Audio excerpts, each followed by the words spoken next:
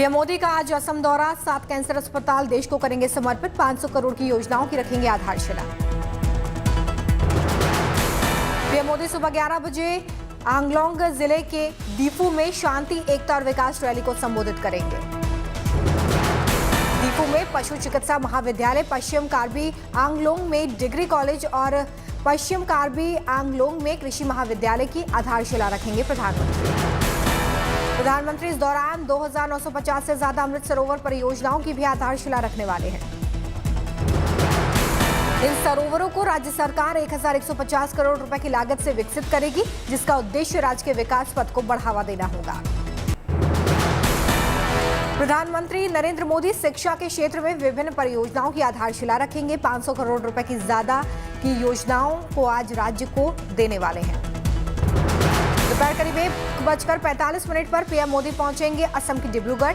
Medical college, cancer अस्पताल राष्ट्र को करेंगे संबोधित।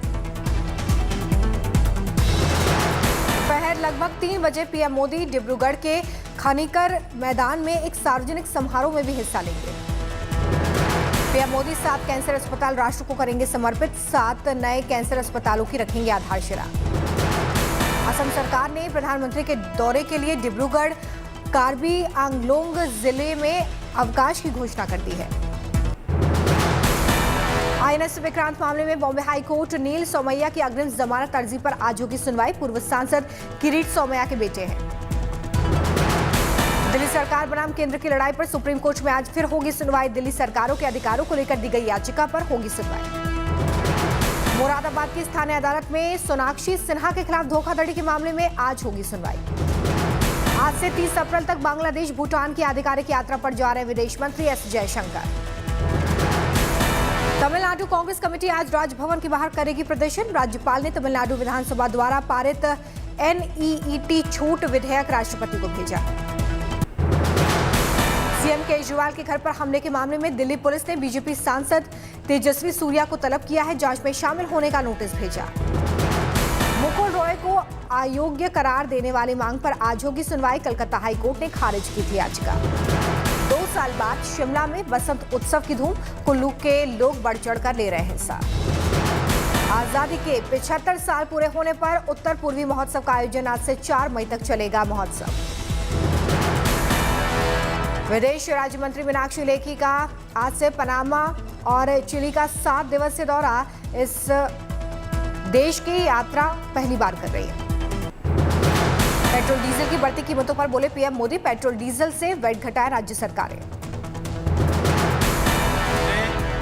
देशवासियों पर पेट्रोल डीजल की बढ़ती कीमत का बोझ कम करने के लिए केंद्र सरकार ने एक्साइज ड्यूटी में कमी की थी। प्रधानमंत्री ने कहा कि जनहित में कुछ राज्य घटाएं ड्यूटी, राज्य टैक्स घटाएंगे तो लोगों को मिलेगी राहत। राज्यों ने अपने नागरिकों की भलाई के लिए, अपने नागरिकों की को तकलीफ न हो इसलिए अपने वेट में, टैक्स में कमी की पॉजिटिव कदम उठाए।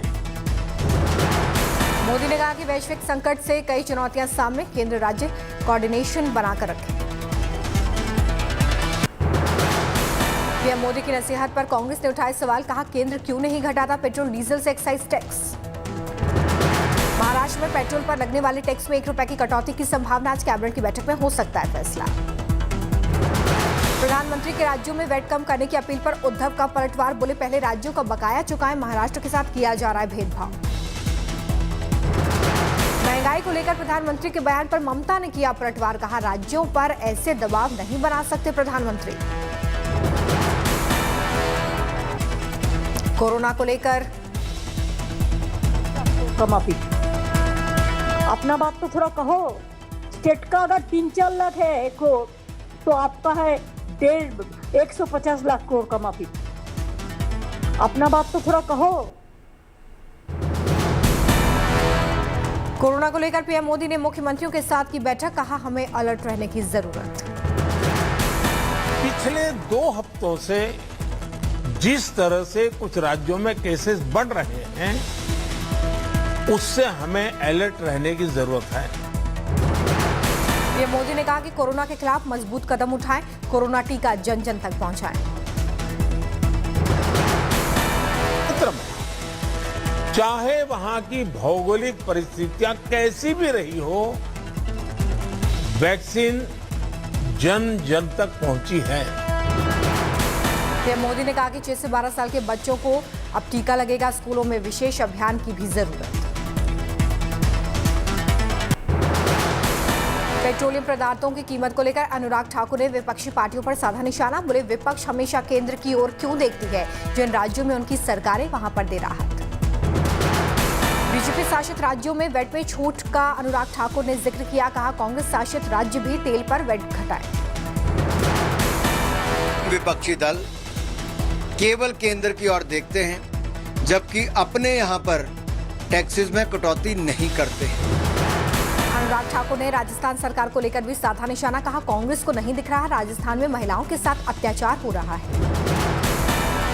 क्या कांग्रेस का राजस्थान की महिलाओं से, बच्चियों से कोई लेना देना नहीं? जहां पूरे देश का मीडिया उनके पीछे हाथरस भागता था, राजस्थान कितने लोग जा पा रहे? बिजली संकट पर राजस्थान सरकार ने लिया बड़ा फैसला। शहरों में 1 घंटे, गांव में 3 घंटे होगी बिजली कटौती। राजस्थान सरकार ने केंद्र से कोयला नहीं मिलने का आरोप लगाया। कहा, महंगे दामों पर एक्सचेंज से नहीं मिल रही बिजली। राज्य के ऊर्जा मंत्री भंवर सिंह भाटी ने बताया, राज्य में बिजली की कमी है। कहा कि अभी राजस्थान में 353 लाख यूनिट बिजली की और जरूरत। 4 मेगावाट के करीब हम लोगों को आवश्यकता है प्रदेश को, और 13,000 से ज़्यादा की आवश्यकता है। तो करीब 33% हमारे उत्पादन से ज़्यादा आवश्यकता है। बिजली संकट को लेकर राहुल ने केंद्र सरकार पर साधा निशाना। भारत भीषण बिजली संकट से जूझ रहा है। कई राज्यों में 8 घंटे का पावर कट। ममता बनर्जी ने पश्चिम बंगाल पुलिस को दिया आदेश। कहा, बीएसएफ को इंटरनेशनल बॉर्डर के 50 किलोमीटर अंदर नहीं आने दे। कैबिनेट मीटिंग में मोदी सरकार ने लिए बड़े फैसले। जम्मू कश्मीर में 23,000 करोड़ के हाइड्रो प्रोजेक्ट्स को मंजूरी। स्ट्रीट वेंडरों को मिलेगा 7% की सब्सिडी पर लोन। पंजाब में जैश की चिट्ठी से हड़कंप। मुख्यमंत्री भगवंत मान और हिंदुओं की आस्था वाले केंद्रों को बम से उड़ाने की धमकी। सुल्तानपुर लोधी के स्टेशन सुपरिटेंडेंट को मिली जैश की चिट्ठी। रेलवे स्टेशन पर विस्फोट की धमकी। लखीमपुर हिंसा मामले में मुख्य आरोपी आशीष मिश्रा की जमानत याचिका पर सुनवाई। हाईकोर्ट की लखनऊ बेंच ने सुनवाई की। सैलानियों के लिए आई गुड न्यूज। रेलवे लॉन्च कर रहा है लखनऊ से नेपाल का हवाई टूर पैकेज। समाजवादी मुखिया अखिलेश यादव का बीजेपी पर तंज। देखते हैं कब तक मायावती को राष्ट्रपति बनाते हैं। 3 दिन के उत्तराखंड दौरे पर उत्तर प्रदेश के मुख्यमंत्री योगी आदित्यनाथ। 3 से 5 मई तक उत्तराखंड में रहेंगे योगी आदित्यनाथ। सीएम योगी हरिद्वार में स्थित उत्तर प्रदेश सरकार के होटल का लोकार्पण कार्यक्रम में भी हिस्सा लेंगे और उसके बाद यमकेश्वर स्थित पैतृक आवास पर जाएंगे योगी अपने गुरु अवैधनाथ के नाम से बनाए गए डिग्री कॉलेज में गुरु की मूर्ति का अनावरण भी करने वाले हैं। 3 मई को होगा कार्यक्रम। कॉमेडियन कुणाल कामरा के खिलाफ हाईकोर्ट में याचिका दाखिल। इलाहाबाद हाईकोर्ट में आज होगी सुनवाई। कॉमेडियन कुणाल कामरा पर सुप्रीम कोर्ट की बिल्डिंग पर फहराए तिरंगे में एडिटिंग का आरोप है। एडिटेड तस्वीर को कुणाल ने ट्वीट किया था। नोएडा पुलिस ने ब्रिजेश हत्याकांड को लेकर तेज की कार्रवाई। गार्डन गैलेरिया के लॉस्ट लेमन बार का लाइसेंस किया सस्पेंड। नोएडा के सभी बार में काम करने वालों का पुलिस वेरिफिकेशन कराना जरूरी। पुलिस प्रशासन ने जारी किए निर्देश। गुरुग्राम में ट्रैफिक पुलिस अब IRAD मोबाइल ऐप से रोकेगी सड़क दुर्घटना। IIT मद्रास में बनाया गया सॉफ्टवेयर। केंद्रीय पर्यावरण मंत्री भूपेंद्र यादव ने पर्यावरण संरक्षण और जलवायु परिवर्तन पर दिया जोर। बोले, भारत कार्बन उत्सर्जन के लिए जिम्मेदार नहीं, फिर भी इसके समाधान के लिए सबसे अग्रणी भूमिका में। नागपुर नगर निगम ने बदली बेघरों की जिंदगी। फुटपाथ पर रहने वालों को मिल रहा है घर और रोजगार। अहमदाबाद में साइकिल या बैटरी से चलने वाले दोपहिया वाहन खरीदने के लिए अनिवार्य हुआ पहचान पत्र। उत्तराखंड के मुख्यमंत्री पुष्कर सिंह धामी ने देहरादून में उत्तराखंड बाल अधिकार संरक्षण आयोग की 2 दिवसीय कार्यशाला का उद्घाटन किया।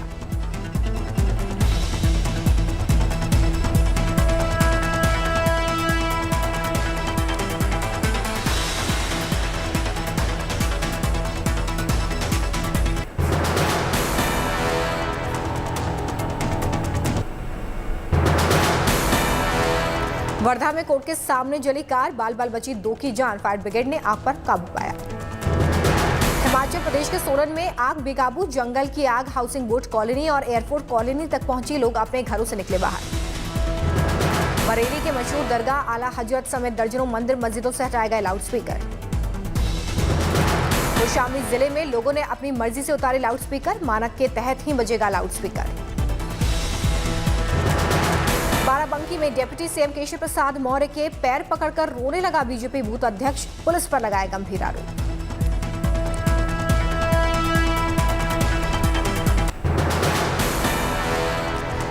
LIC के IPO के लिए सरकार ने 902 से 949 रुपए तक का प्राइस बैंड तय कर दिया है। तेल की ऊंची कीमतों से भारत में महंगाई बढ़ने का IMF ने दावा किया है कि महंगाई को कंट्रोल में करने के लिए भारत को मौद्रिक नीति में सख्ती करने की जरूरत है। जून में RBI अपनी पॉलिसी में ब्याज दरों में 4% का इजाफा कर सकता है। नोमूरा का दावा है कि होम, ऑटो, पर्सनल लोन समेत तमाम तरह के कर्ज महंगे होंगे। डायरेक्ट टैक्स कलेक्शन ने तोड़े अब तक के सारे रिकॉर्ड, 2021-22 में 49% से बढ़कर 14 लाख करोड़ रुपए के उच्चतम स्तर पर। अप्रैल में GST कलेक्शन सारे रिकॉर्ड तोड़कर अब तक के उच्चतम स्तर पर जाने के लिए तैयार, 1.45 से 1.5 लाख करोड़ रुपए तक जा सकता है कलेक्शन। रेलवे के लिए सबसे ज्यादा कमाई करता है नई दिल्ली रेलवे स्टेशन, 2400 करोड़ रुपए की कमाई के साथ नई दिल्ली स्टेशन टॉप पर, हावड़ा स्टेशन दूसरे नंबर पर है, चेन्नई सेंट्रल तीसरे नंबर पर। इलेक्ट्रिक वाहनों की बिक्री के मामले में छोटे शहर बड़े शहरों पर पड़ रहे भारी, 10 लाख से कम आबादी वाले शहरों में EV की बिक्री में तेजी। वॉरेन बफे के बाद गौतम अडानी बिल गेट्स को चौथे नंबर से हटाने के लिए तैयार, एक दिन में करीब 48,500 करोड़ रुपए कमाने के बाद बिल गेट्स के बराबर पहुंचे नेटवर्थ। गूगल ने ऐप निर्माताओं के लिए नियमों को सख्त कर दिया है। अब ऐप डेवलपर्स को ग्राहकों को यह बताना होगा कि वो कैसे डेटा को जमा करते हैं। 2019 के 12,000 करोड़ से बढ़ाकर 2024 तक 65,000 करोड़ का हो जाएगा भारत का रियल एस्टेट सेक्टर। यूक्रेन की राजधानी कीव पहुंचे UN चीफ, जेलेंस्की से की मुलाकात। जंग के बीच यूक्रेन के विदेश मंत्री का बड़ा बयान, बोले परमाणु हमले के नाम पर दुनिया को ब्लैकमेल कर रहे पुतिन। यूक्रेनी नागरिकों ने कीव में मौजूद रूस और यूक्रेन की दोस्ती के प्रतीक को तोड़ा। 1982 में सोवियत सरकार ने गिफ्ट किया था स्मारक। यूक्रेन के मारियोपोल में हर जगह मौजूद है तबाही के निशान, सरकार से मुआवजा लेने के लिए लोगों की होड़। ब्रिटेन की अपील, रूसी हमले की आलोचना करने वाले देश यूक्रेन को हथियार दें। कोरोना पॉजिटिव हुए अमेरिका की उपराष्ट्रपति कमला हैरिस, होम आइसोलेशन में रहेंगी। चीन की आर्थिक राजधानी शंघाई में लगातार बढ़ रहा है कोरोना, एक दिन में सामने आए 1,661 नए मरीज, 52 लोगों की मौत की खबर। बीजिंग में भी बढ़ रहा है कोरोना का कोहराम, सरकार ने करीब 2 करोड़ लोगों के कोविड टेस्ट के आदेश दिए। दुनिया भर में तेजी से बढ़ रहे कोरोना को लेकर WHO ने चेताया, कहा संक्रमण की रफ्तार पर निगरानी बनाने की जरूरत। किम उन जोंग ने उत्तर कोरिया की परमाणु क्षमता बढ़ाए जाने का ऐलान कर दिया, कहा युद्ध को रोकना है मकसद। 90 साल की हुई उत्तर कोरिया के फौज, किया गया शानदार परेड का आयोजन। उत्तर कोरिया ने अपनी सैन्य ताकत का प्रदर्शन किया, सफेद कपड़ों में नजर आए किम उन जोंग। भ्रष्टाचार की दोषी पाई गई म्यांमार की नेता आंग सान सू की ने अदालत की तरफ से उन्हें 5 साल की कैद की सजा सुनाई गई है।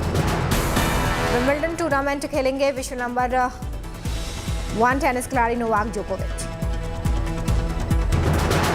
इंग्लैंड के कोवेंट्री शहर में बनाया गया दुनिया का पहला vertical airport, flying taxi, flying course और ड्रोन के लिए किया जाएगा इस्तेमाल। राशिद खान की आंधी में उड़ा हैदराबाद, आखिरी बॉल पर छक्का जड़कर गुजरात को दिलाई जीत। गुजरात को आखिरी 2 ओवर में 35 रनों की जरूरत थी। 20वें ओवर की आखिरी बॉल पर राशिद खान ने जीत का छक्का लगाया। गुजरात को आखिरी ओवर में जीत के लिए 22 रन की जरूरत थी। राशिद खान और तेवतिया ने खेली तूफानी पारी। हैदराबाद ने इस मैच में पहले बैटिंग करते हुए 195 रन बनाए। अभिषेक शर्मा और एडन कर पाए कमाल। आज शाम 7:30 बजे होगी दिल्ली कैपिटल और कोलकाता नाइट राइडर्स के बीच में भिड़ंत।